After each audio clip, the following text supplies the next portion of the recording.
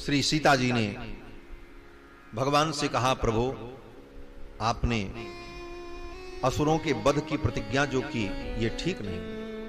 पहले तो कुछ नहीं कहा, लेकिन बाद में आगे जाकर के सीता जी ने कहा, प्रभु आपने इन असुरों के वध का जो संकल्प लिया है ये ठीक नहीं। असुरों से आपकी कोई दुश्मनी नहीं, उनसे आपकी कोई शत्रुता नहीं, बिना वैरम च रौद्रता, उनसे कोई बैर नहीं, और आपने रौद्र रूप धारण किया, उन्हें मारने की प्रतिज्ञा कर ली, ये उचित नहीं। तो भगवान ने कहा, सीते मेरा किसी से बैर नहीं है और मेरा किसी से प्रेम नहीं, लेकिन जो मेरे भक्तों के बैरी हैं वो मेरे बैरी हैं, और जो मेरे भक्तों के प्रिय हैं वो मेरे प्रिय। भगवान का अपना न कोई शत्रु है, न अपना कोई मित्र है, न भगवान का कोई अपना है, न भगवान का कोई पराया है, लेकिन भगवान के जो भक्तों के शत्रु हैं वही भगवान के शत्रु होते हैं, भगवान का कोई शत्रु नहीं। तो भगवान कहते हैं, सीते मैं अपनी प्रतिज्ञा का त्याग नहीं कर सकता। भगवान ने कहा कि अप्यहम जीवितम जहियाम, हे सीते मैं अपने जीवन को त्याग सकता हूं। अप्यहम जीवितम जहियाम त्वाम वा सीते सलक्ष्मणाम, हे सीते मैं तुम्हारा त्याग कर सकता हूं, लक्ष्मण को भी त्याग सकता हूं, लेकिन न तो प्रतिज्ञाम संश्रुत्य ब्राह्मणेभ्यो विशेषतः, इन ब्राह्मणों के सामने प्रतिज्ञा करके मैं अपनी प्रतिज्ञा छोड़ दूं, ये नहीं हो सकता। मैं तुम्हें त्याग सकता हूं, अपने प्राणों का त्याग कर सकता हूं, यहां तक कि अपने प्रिय लक्ष्मण का भी त्याग कर सकता हूं, लेकिन ब्राह्मणों के सामने की गई अपनी प्रतिज्ञा का मैं त्याग नहीं कर सकता। न तो प्रतिज्ञाम संश्रुत्य ब्राह्मणेभ्यो विशेषतः, इसलिए सीते मैं इस पृथ्वी को असुरों से रहित कर दूंगा। भगवान की इस कठोर प्रतिज्ञा को सुनकर के श्री जानकी जी चुप हो गए। क्या करती? भगवान ने स्पष्ट कह ही दिया कि हम तुम्हें भी छोड़ सकते हैं, लक्ष्मण को भी छोड़ सकते हैं, लेकिन हम प्रतिज्ञा नहीं छोड़ेंगे। जब ऐसी बात आ जाए तो फिर अब समझाने का कोई रास्ता नहीं बचा। सीता जी मौन हो गई। फिर आगे भगवान चले जानकी जी को लेकर। श्री जानकी जी, लक्ष्मण, भगवान जब आगे बढ़े तो अब आगे भगवान चल रहे हैं, उनके पीछे जानकी जी चल रही हैं, और जानकी जी के पीछे लक्ष्मण चल रहे हैं। आगे राम लखन पुनि पाछे, आगे राम लखन पुनि पाछे, मुनि बर बेश बने अति काछे, मुनि बर बेश बने अति पाछे, उभय बीच सिर सोहि कैसी, उभय बीच सिर सोहि कैसी, ब्रह्म जीव विद माया जैसी, ब्रह्म जीव विद माया जैसी, आगे राम लखन पुनि पाछे, आगे राम लखन पुनि पाछे, लखन पुनि पाछे, लखन पुनि पाछे। आगे राम जी, पीछे लक्ष्मण, और दोनों के मध्य में श्री जानकी जी। महर्षि वाल्मीकि भी यही कहते हैं कि अग्रत प्रययौ रामः, अग्रत प्रययौ रामः, सीता मध्ये सुशोभना, पृष्ठतस्तु धनुष्पाणिर्लक्ष्मणोऽनुजगामः। पीछे लक्ष्मण जी महाराज चल रहे हैं। ये कैसी झांकी बन गई? कहते हैं ये प्रणव की झांकी बन गई। प्रणव, प्रणव माने ओमकार, ओम इत्येकाक्षर ब्रह्म। ओम जो वेद का प्राण है, मूल है, प्रणव। उस ओम का स्वरूप क्या है? बोले ओम ब्रह्म का स्वरूप है। ओम इत्तेकाक्षर ब्रह्म। और ओम 3 अक्षरों के संयोग से बनता है। ओम कोई स्वतंत्र अक्षर नहीं है। 3 अक्षरों के मिलने पर ओम बनता है, जो ऐसे लिखते हैं। 3 अक्षर कौन कौन? आ, उ और म। आ, उ, म तीनों मिलते हैं तो ओम होता है। आ और उ मिलकर के गुण होकर ओ हो जाता है, और म पीछे है, वो हल है, फिर वो तीनों मिलकर के ओम ऐसा बन जाता है। तो आ, उ, म ये 3 अक्षर, और यही 3 अक्षर राम लक्ष्मण जानकी का स्वरूप है। आ कौन है? बोले आ ही राम है। अकारार्थो विष्णुर्जगद उदय रक्षा प्रलय कृत। और मां कौन है? बोले मां लक्ष्मण है, क्योंकि वो सबसे पीछे हैं। मां सबसे अंत में रहता, ओम है। मां सबसे पीछे है, आगे राम जी, फिर जानकी, फिर लक्ष्मण।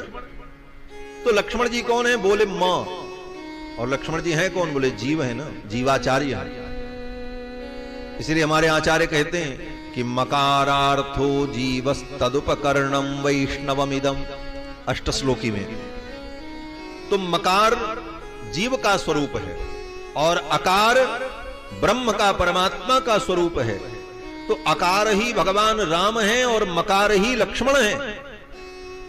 और उन दोनों के मध्य में श्री जानकी जी कौन है? बोले वही उकार है। उकारो नन्यार्हं नियमयति संबंधम अनयोः।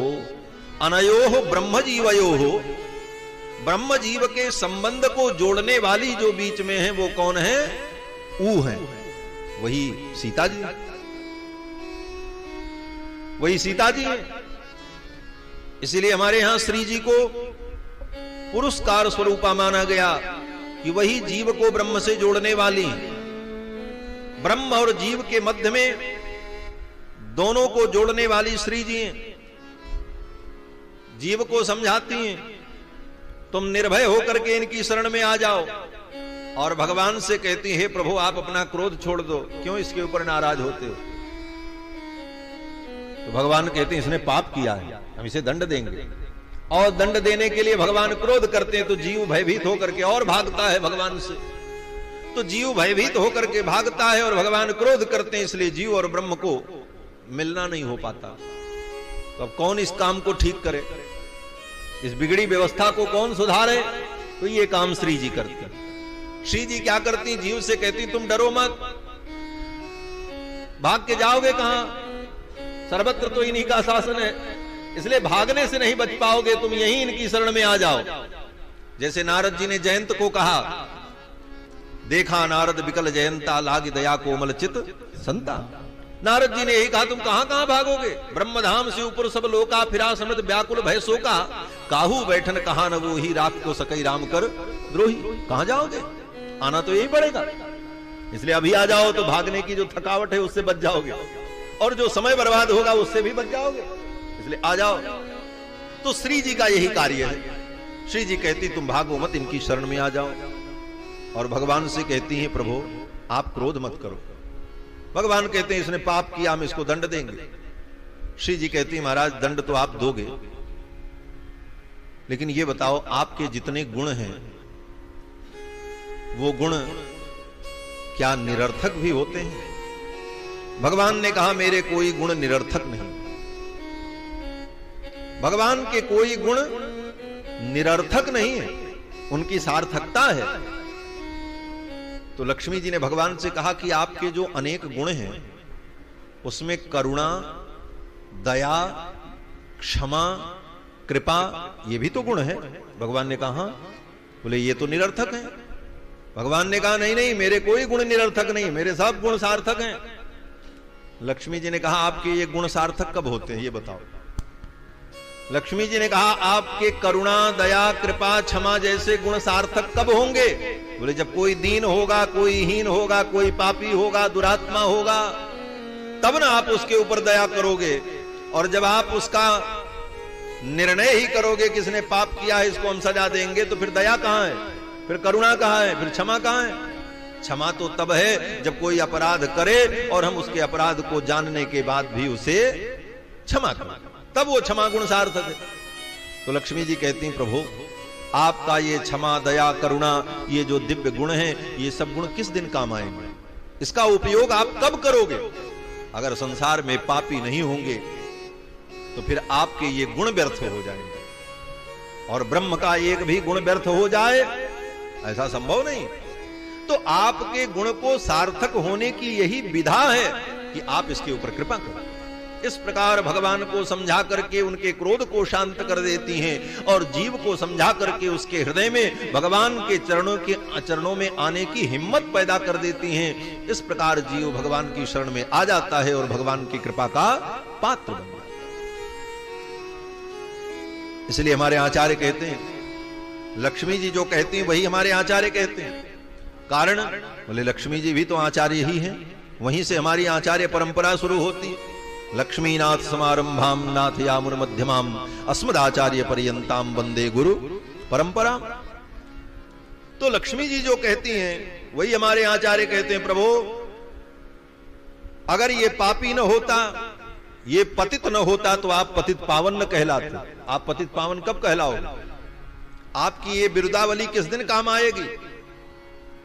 भाई भगवान की बिरुदावली है ना, बिरुदावली माने वो नाम के आगे पीछे विशेषण का पुछल्ला लगाना।